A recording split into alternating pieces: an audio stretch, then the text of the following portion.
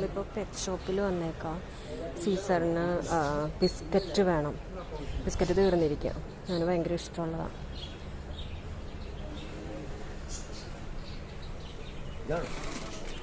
ഇതായിരുന്നു തോന്നുന്നു. ഈ ടൈപ്പ്, ഈ ടൈപ്പ് അല്ലേ? ഇത് നോക്കി,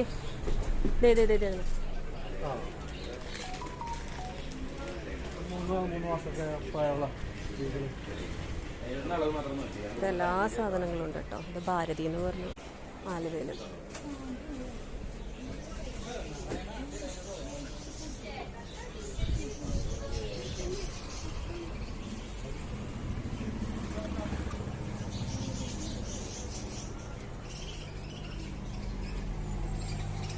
പപ്പീസും ഉണ്ട്.